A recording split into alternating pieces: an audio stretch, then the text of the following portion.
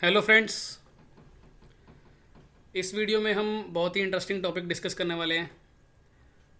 जैसा कि आप लोगों को पता ही है, आप लोगों ने टाइटल ऑलरेडी देख लिया है, टेक्निकल्स के फंडामेंटल्स। तो अभी जब मैंने ये पोस्ट किया, ये टाइटल आप लोगों को बताया कि इस तरह का कोई वीडियो आने वाला है, तो बहुत से लोगों के माइंड में कुछ अलग अलग चीज़ें आई होंगी। कुछ लोगों के मैसेज भी आए कि इसमें क्या बताने वाले हो, क्या करने वाले हो। तो वो मैं पहले क्लियर कर देता हूँ कि इस वीडियो में आपको क्या मिलने वाला है।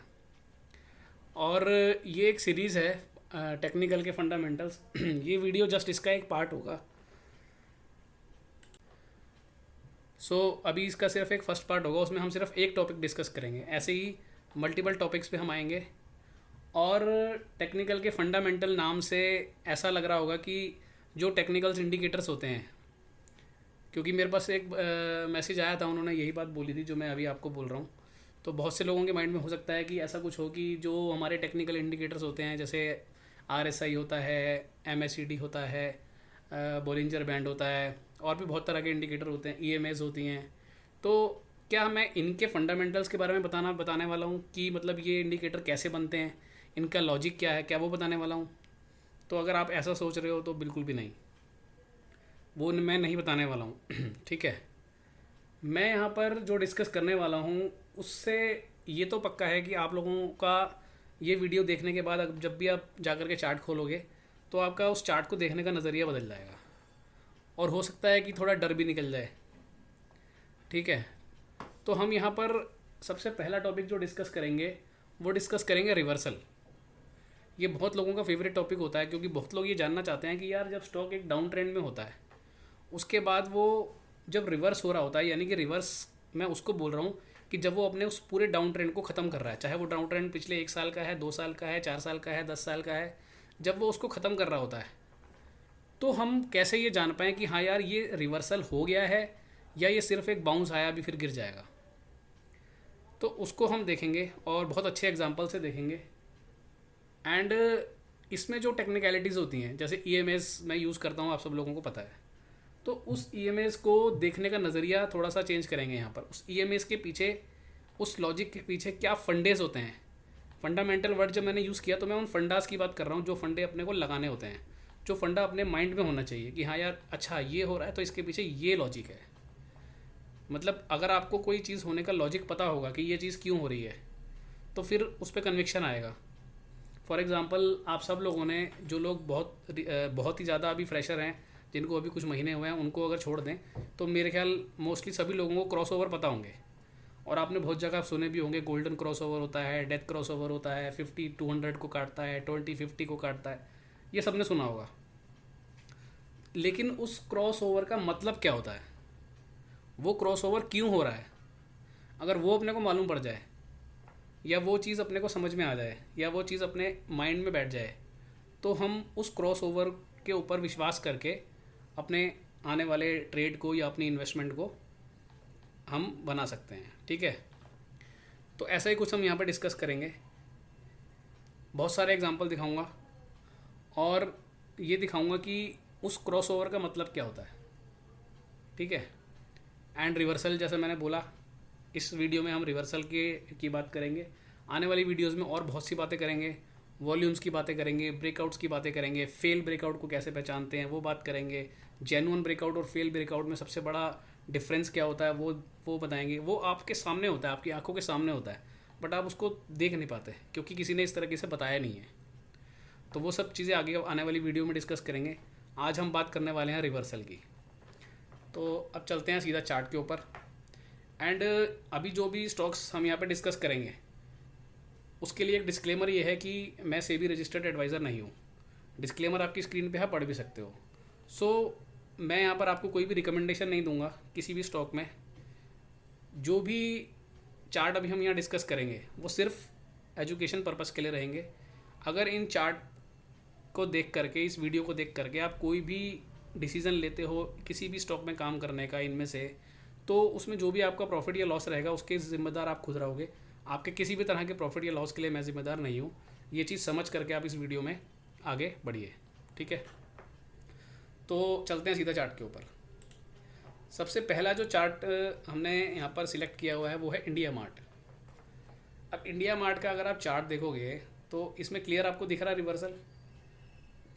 स्टॉक अच्छे खासे डाउन ट्रेंड में था, उसके बाद ये एक बहुत बढ़िया रिवर्सल आया स्टॉक में और ये अच्छा रनअप इसका अभी चालू है। ठीक है, अब इसमें एक समझने वाली चीज़ जो है वो पहले मैं समझाता हूँ। ये देखो आप, ये स्टॉक पहले से एक अच्छे खासे अप ट्रेंड में चला आ रहा था, उसके बाद ये स्टॉक करेक्शन लिया, साइडवेज हो गया, फिर उसके बाद ये गिर गया, यानी कि यहाँ से इसका डाउन ट्रेंड चालू हो गया। ठीक है, अब चलते हैं एक बारी रिवर्सल को पहचानना कैसे है कि ये रिवर्सल है भी या नहीं है। क्या ये जो चाल आई ये रिवर्सल था क्या ये वाली जो चाल आई ये रिवर्सल था क्या? बट ये रिवर्सल था। तो सबसे पहले हम समझते हैं ईएमएस को, क्योंकि जब तक ईएमए समझ नहीं आएगी, ईएमए का क्रॉसओवर समझ नहीं आएगा, आगे कुछ भी समझ नहीं आएगा। तो मैं यहाँ पर कुछ देर के लिए प्राइस को हटा रहा हूँ। ठीक है, मैं यहाँ पर प्राइस को हाइड कर रहा हूँ। अब हम आ गए एवरेजेस के ऊपर में। ठीक है, अब आप ये देखो, आप ये सबसे छोटी जो एवरेज है इसको छोड़ दो, अभी इसको भूल जाओ, सिर्फ 20, 50, 100, 200 पे फोकस करो। अब अगर कोई स्टॉक बहुत लंबे समय से, पिछले 6 महीने से, 1 साल से, 2 साल से, अगर वो इस तरह से 200 के नीचे चला आ रहा है, ठीक है, और सडनली क्या हुआ, अब ये देखो, अब ये स्टॉक दिसंबर 21 से 200 के नीचे था, सडनली ये स्टॉक 200 के ऊपर आ गया, यानी कि इसका जो प्राइस था, एक बार वापस लगाते हैं प्राइस को, प्राइस यहाँ पर 200 के ऊपर आ गया वापस। तो वो क्यों आ गया और ये एवरेज होती क्या है? 250 ने 200 को काटा, इसका मतलब क्या होता है वो समझते हैं पहले। ठीक है, एक बार मैं वापस से इसको हाइड कर रहा हूँ प्राइस को। अब आप ये मान के चलो कि आप डेली वॉक करते हो। ठीक है, आप डेली वॉक करते हो, आपका एक पर्टिकुलर एरिया है, आप जहाँ रहते हो वहाँ पे एक पार्क है, वहाँ पर आप डेली वॉक करने जाते हो और डेली आपका कुछ ना कुछ स्टेप्स होते हैं, वो आप वहाँ पर चलते हो। अब अगर उसकी एक एवरेज निकाली जाए कि आपने लास्ट 200 दिनों में जितने स्टेप्स चले उसकी एक एवरेज आ गई, फॉर एग्जांपल 5000 स्टेप आपने चले डेली के, तो उसकी एक एवरेज आ गई कि 200 दिन में ये आदमी हर डेली 5000 स्टेप चलता है, या चलो 1000 मान लेते हैं, 1000 स्टेप चलता है। ठीक है, ठीक है जी। अब क्या हुआ, अचानक से पिछले 50 दिन में आपने क्या करा, थोड़ा सा और चलने की कोशिश करी। अब आप 1000 से 1200 स्टेप चलने लगे, 1300 स्टेप चलने लगे, तो आपकी जो पिछले 50 दिन की एवरेज थी वो पिछले 200 दिन की एवरेज से ऊपर आ गई। और उसके बाद क्या हुआ, अब आपका थोड़ा सा हेल्थ और अच्छा हुआ। ठीक है, मतलब आप बीमारी से उठे थे और आपने वॉक करना स्टार्ट किया था, अब आपका हेल्थ थोड़ा और अच्छा हुआ। अब आप क्या कर रहे हो, लास्ट 20 दिन से आप 1500, 1600, 1700, 1800 स्टेप चल रहे हो, तो आपकी जो पिछले 20 दिन की एवरेज थी वो 50 दिन की एवरेज से भी ऊपर आ गई और 200 दिन की एवरेज से भी ऊपर आ गई। तो अब ये एवरेज ऊपर क्यों आई? क्योंकि आपके जो स्टेप्स चलने की क्षमता थी वो धीरे धीरे बढ़ रही है। इट मीन्स इसका मतलब क्या हुआ कि आपकी बॉडी में जो समस्या थी वो दूर हो रही है, अब आप तेज़ चलना स्टार्ट कर रहे हो, ज़्यादा देर तक चलना स्टार्ट कर रहे हो। ठीक है, तो इसीलिए जब भी आप ये देखोगे कि ये 20 की जो एवरेज है, जब ये डाउन ट्रेंड होता है, अब ये डाउन ट्रेंड था, ठीक है, ये एक डाउन ट्रेंड था, यहाँ पर सबसे पहले 100 ने 200 को काटा, फिर 50 ने काटा, सॉरी सबसे पहले 20 ने काटा 200 को, फिर 50 ने काटा, फिर 100 ने काटा, यानी कि यहाँ पर आदमी जो काफ़ी दिनों से डेली पार्क जा रहा था, डेली वॉक कर रहा था, धीरे धीरे उसकी तबीयत ख़राब होने लगी। तो उसकी जो पिछले 200 दिन में अगर वो मान लो 1000 स्टेप चल रहा था, तो अब 20 दिन हो गए उसको, 20 दिन में वो सिर्फ 500 स्टेप चल पा रहा है या 800 स्टेप चल पा रहा है, तो उसकी एवरेज जो थी वो कम हो गई। तो 20 की एवरेज ने 200 को काट दिया। तो यहाँ से एक इंडिकेशन मिल गया अपने को कि हाँ यार कुछ ना कुछ गड़बड़ हो रही है। फिर 50 दिन की एवरेज भी कम आ गई, अब वो आगे दिन कुछ दिन चला, अब 50 दिन की जब एवरेज निकाली तो वो भी कम आ गई, फिर ऐसे ही करते करते 200 दिन की कम आ गई। अब जब 20 की एवरेज सबसे नीचे है, इसका मतलब क्या है कि दिन पर दिन उसकी हालत बिगड़ती जा रही है। मतलब वो 50 की जो एवरेज थी 50 दिन की, उससे भी कम 20 दिन की एवरेज हो गई और वो डेली कम से कम होती जा रही है, इसीलिए 20 की एवरेज सबसे नीचे कम कर रही है, फिर 50 की कर रही है, फिर 100 की, फिर 200 की। समझ में आ रहा है ना कॉन्सेप्ट जो मैं समझाना चाह रहा हूँ? तो इससे क्या मतलब हुआ कि जैसे जैसे एक एवरेज ने दूसरी को काटा, दूसरी ने तीसरी को काटा, तीसरी ने चौथी को काटा, मतलब अब उस इंसान की तबीयत ख़राब हो गई है। ऐसे ही यहाँ पर एक स्टॉक है, उस स्टॉक की तबीयत ख़राब हो गई है। ठीक है, इतना क्लियर हो गया? तो ये होता है क्रॉसओवर का मतलब कि अगर 20 ने जब यहाँ से ये रिवर्सल हुआ तो सबसे पहले क्या हुआ, जब रिवर्सल होने वाला था सबसे पहले देखो क्या हुआ, 20 की एवरेज, जो ग्रीन वाली लाइन है ना, ये 20 की एवरेज है मेरी, तो ग्रीन वाली लाइन ने, इस ब्लैक वाली लाइन यानी 50 की ईएमआई को यहाँ पहली बार काटा। कब काटा है? 5 अगस्त को पहली बार काटा, यानी कि अब उसकी हालत में थोड़ा सा सुधार हुआ। वो इंसान जो पार्क जा रहा था उसकी हालत में थोड़ा सा सुधार हुआ, तो पिछले 20 दिन की उसकी जो स्टेप्स थे वो पिछले 50 दिन की एवरेज से ज़्यादा हो गए। इसका मतलब क्या हुआ कि ये जो इसकी तबीयत ख़राब था, यानी ये बीमार था, ये सिलसिला अब धीरे धीरे करके ठीक होना स्टार्ट हो रहा है। अभी पूरा ठीक नहीं हुआ है, अभी सिर्फ एक इंडिकेशन मिला है कि हाँ कुछ बेहतर हो रहा है ये। फिर जैसे जैसे हम आगे बढ़े, फिर 50 ने 100 को काटा यहाँ पर। तो अब क्या समझ में आया कि हाँ यार अब काफ़ी दिन ज़्यादा हो गए हैं, 50 दिन और हो गए हैं, तो अब ये और अच्छे स्टेप चल रहा है, यानी जो पिछले 100 दिन की जो स्टेप चला करता था उससे ज़्यादा होते जा रहे हैं। तो धीरे धीरे अब ये इंसान ठीक होता जा रहा है। तो ऐसे करते करते जब सारी एवरेज एक दूसरे के ऊपर आ गई, यानी 20 ने फिर 200 को काट दिया। अब 20 ने जब 200 को काट दिया यहाँ पर, इसका क्या मतलब हुआ? इसका मतलब ये हुआ कि जो पिछले इतने महीनों पिछले इतने दिनों से वो आदमी बीमार चल रहा था, वो आदमी अपने 20 दिन, लास्ट 20 दिन में इतने स्टेप चल लिया जितने उसने पिछले 200 दिन में नहीं चले थे on an average daily basis पे। तो यहाँ से उसकी तबीयत जो होनी स्टार्ट हुई, इसका हमें प्रॉपर एक इंडिकेशन मिला। और सबसे पहला हमारे को हिंट कब मिला था? जब पहली बार 20 ने 50 को काटा था। ठीक है, ये एक पूरा कॉन्सेप्ट समझ में आ गया। अब इससे आगे बढ़ेंगे। अब यहाँ पे मैं लेके आता हूँ प्राइस को। अब आ गए हम प्राइस के ऊपर। ठीक है, अब जब प्राइस ने सबसे पहले 20 ने यहाँ 50 को काटा था, उस समय प्राइस यहाँ पे था, क्योंकि प्राइस तो पहले चलेगा ना, एवरेज तो बाद में काम करेगी। ठीक है, तो प्राइस उस समय यहाँ पे था। तो अब इसका मतलब ये हो गया कि जो इस क्रॉस ओवर, यानी 20 ने जब 50 को फर्स्ट टाइम काटा आफ्टर दिस डाउन ट्रेंड, उससे पहले जो लो लगा है वो लो आपके लिए बहुत इंपॉर्टेंट हो गया। यानी कि वो आदमी जब अपने 20 दिन के एवरेज स्टेप्स 50 दिन के स्टेप से ज़्यादा उसने कर लिए, तो जितने वो मिनिमम स्टेप लगाया करता था, मान लो वो 200 लगाया करता था, अब वो आ गया 800 पे, तो वो जो 200 स्टेप थे वो उसके लिए एक ऐसा सपोर्ट हो गया कि अब वो उससे नीचे तो नहीं जाएगा, इतना तो श्योर हो गए हम। अगर उसकी तबीयत में मान लो और अचानक से कोई और ख़राबी नहीं आ जाती या कोई और बीमारी नहीं लग जाती, जिस बीमारी से वो रिकवर हो रहा है वो तो अब रिकवर हो रहा है, अब अचानक से कोई और बीमारी अगर उसको नहीं लग जाती, तो जो मिनिमम स्टेप वो करा करता था 200, 250, 300 जो भी मिनिमम थे, उससे कम पे तो नहीं आ जाएगा। ज़्यादा से ज़्यादा क्या होगा कि एक बार वापस वहाँ तक जरूर पहुँच सकता है, लेकिन उससे नीचे आने की संभावना ऑलमोस्ट ख़त्म हो जाएगी यहाँ पर। क्यों? क्योंकि पिछले 20 दिन में, क्योंकि अगर 20 दिन कम समय नहीं होता, अगर 20 दिन कोई आदमी लगातार अच्छे स्टेप्स ले रहा है, इट मीन्स कि वो उसकी हालत में सुधार हो रहा है। तो अब जितने वो मिनिमम लेता था उससे नीचे जाने की संभावना वहाँ पे बहुत कम हो गई। तो वही चीज़ आपको यहाँ प्राइस पे दिख रही है। ये कॉन्सेप्ट समझ में आ गया? तो इसी तरह हम धीरे धीरे आगे बढ़े। अब प्राइस जब 200 के ऊपर आ गया, क्योंकि यहाँ तक कहीं 200 के ऊपर नहीं आया था, अब जब प्राइस 200 के ऊपर आ गया, तो ये जो 200 के ऊपर प्राइस आया है, ये मैं और आप नहीं लेके आए हो, ये कोई ऐसा इंसान लेकर के आया है जो यहाँ जिसने इस स्टॉक को छोड़ दिया था, और अब उसको दिख रहा है कि नहीं, अभी स्टॉक में जो भी समस्या थी, जो भी इसकी तबीयत ख़राब थी, वो अब यहाँ पे ठीक हो रही है। तो अगर प्राइस 200 के ऊपर आ गया है और आपको दिख रहा है कि 20 की एवरेज ने भी 200 को काट दिया है, तो यहाँ पर आपको अपनी पहली ट्रांच डाल देनी चाहिए। क्लियर है? अब यहाँ अगर आप ट्रांच डाल दोगे तो आपका स्टॉप लॉस क्या रहेगा? ये वाला स्विंग लो।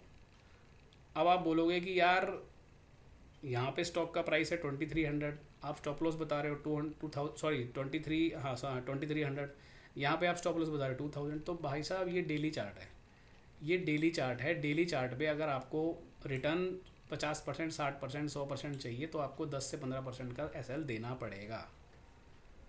और ये सारी चीज़ समझते हुए, हालांकि अगर आप थोड़ा सा रिस्क टेकर हो तो पहली ट्रांच आपकी वहीं डल जानी चाहिए जहां 20 ने 50 को काटा था, अगर आपके पास समय है तो।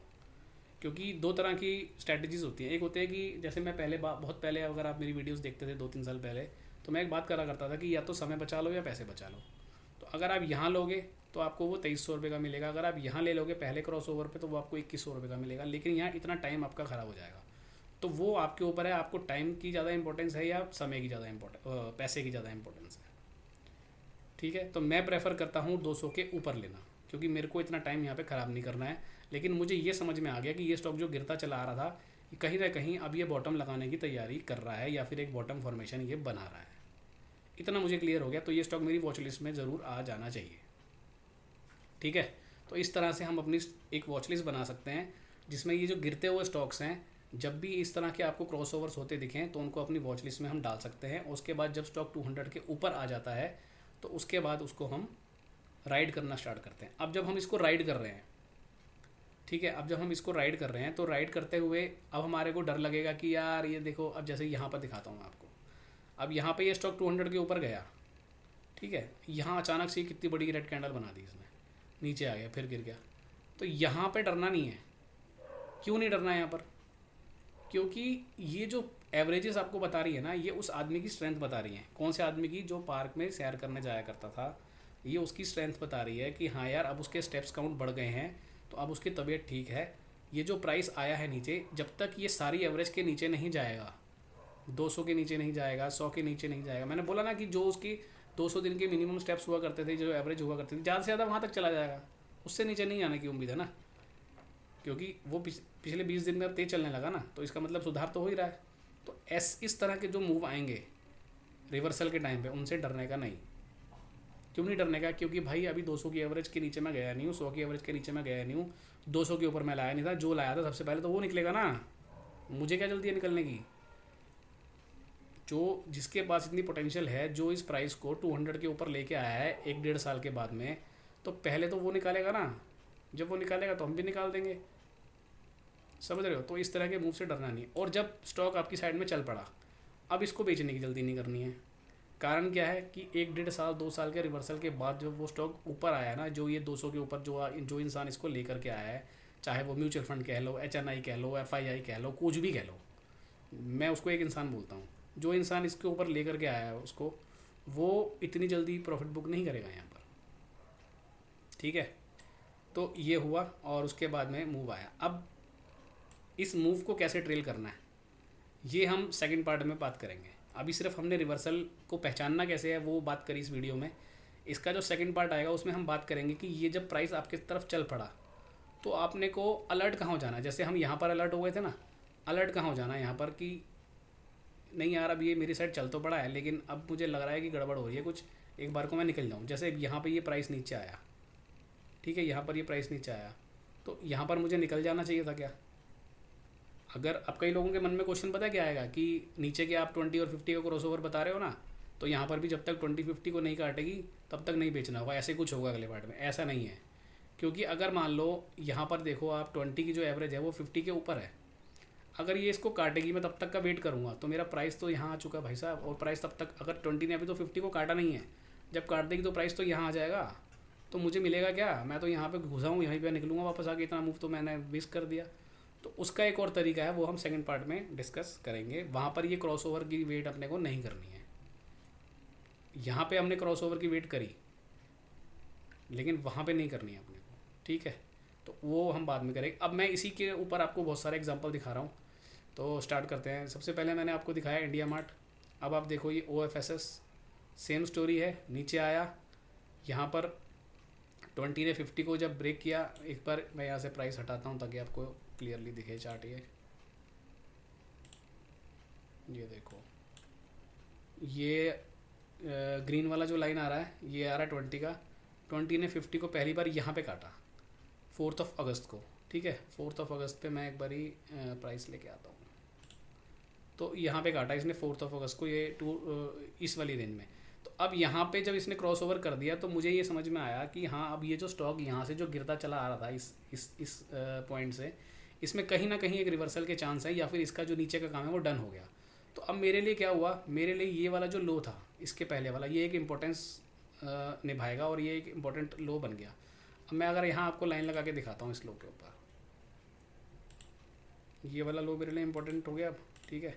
अब आप ये चार्ट देखो, अब ये इस लो के नीचे प्राइस एक बार इस कैंडल पे गया, लेकिन उसका फॉलो थ्रू नहीं आया नीचे, एक बार इस कैंडल पे गया, उसका फॉलो थ्रू नहीं आया नीचे, यानी कि मेरे को लगातार 2 कैंडल चाहिए होती हैं, ठीक है ना। यहाँ पे भी नहीं आया, उसके बाद यहाँ पे आया, तो लेकिन अब ये वाला लो इंपॉर्टेंट हो गया, तो इसके नीचे 2 कैंडल नहीं बनी, तो मेरे को यहाँ पर जल्दी नहीं करनी निकलने की। और चलो मैं निकल भी गया, मान लिया मेरे से इतना इंतजार नहीं हो रहा, मैं इतना देख नहीं सकता कि मैंने अपनी फर्स्ट ट्रांच यहाँ डाल दी थी।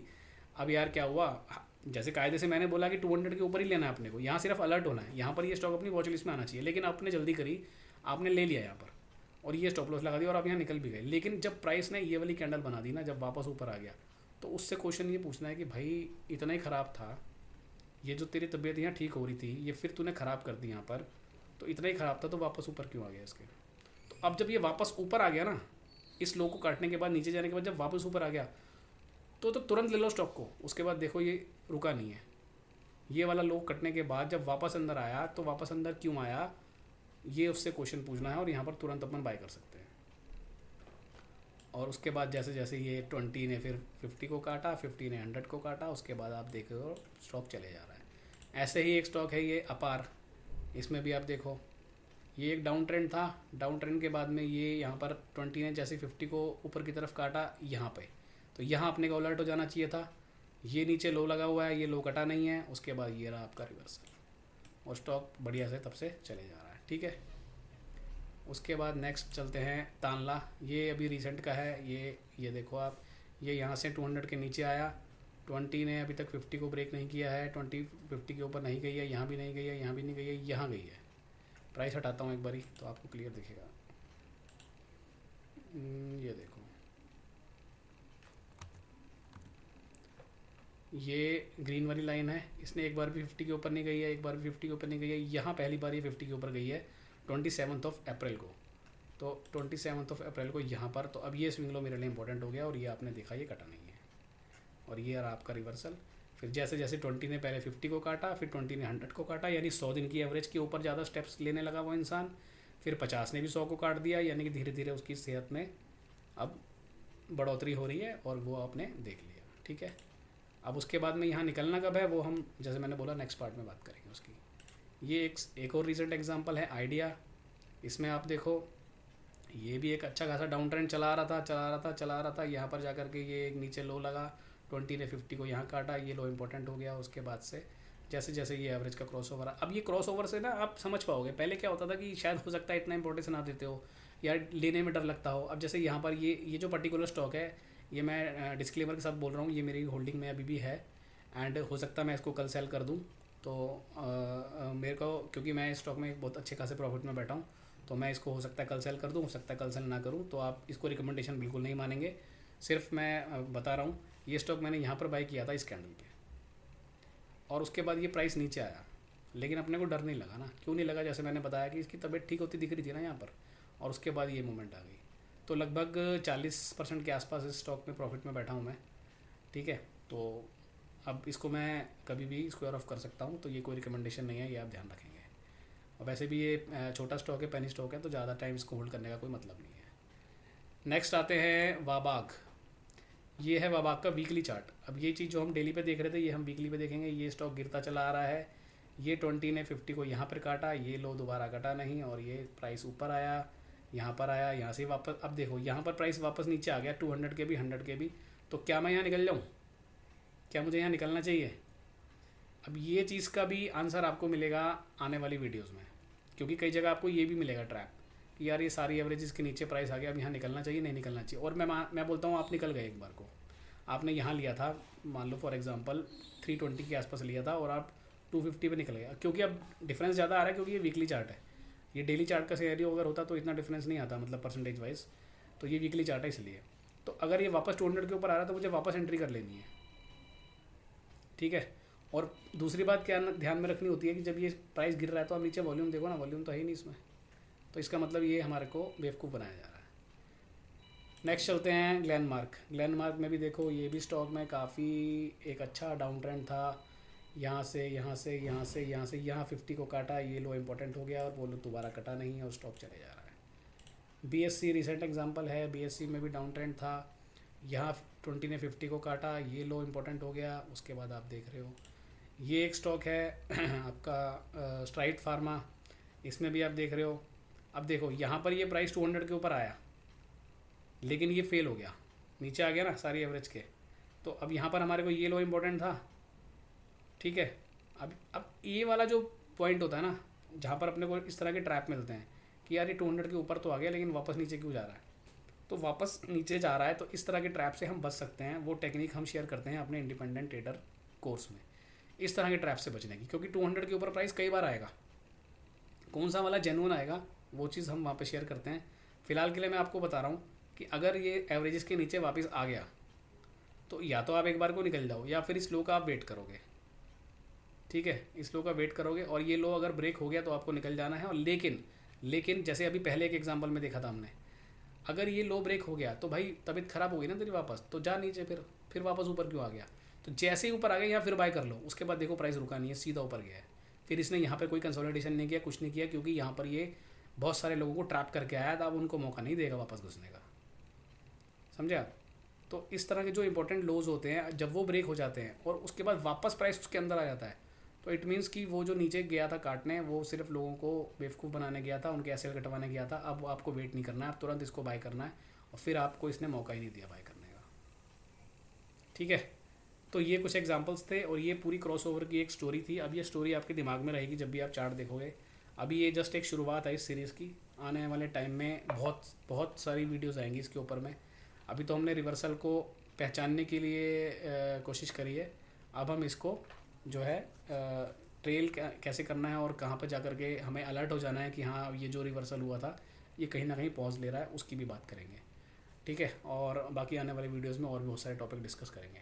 तो अब ये वीडियो कैसी लगी ये आप लोग बताइएगा, एंड इस वीडियो को देखना पड़ेगा कि आप लोगों को पसंद आ रही है नहीं आ रही है इस तरह की लर्निंग। अगर आपको लग रहा है कि हाँ ये इंपॉर्टेंट चीज़ें हैं, जाननी चाहिए, इस तरह का नॉलेज बहुत कम जगह आपको मिलता है फ्री ऑफ कॉस्ट, तो मेरे को पता होना चाहिए। तो मेरे को कैसे पता चलेगा जब तक आप कमेंट नहीं करोगे, लाइक नहीं करोगे, बताओगे नहीं मेरे को, तो मुझे कैसे पता चलेगा? तो इस वीडियो में अगर आप लोगों का रिस्पॉन्स अच्छा आता है तो इस सीरीज़ को आगे अपन और कंटिन्यू करेंगे और बहुत कुछ और बारीकियाँ जानने की कोशिश करेंगे इसी तरह की साइकोलॉजी के साथ, जैसे अभी हमने वो बीमार आदमी की साइकोलॉजी के साथ एवरेज का क्रॉसओवर पकड़ने की कोशिश करी।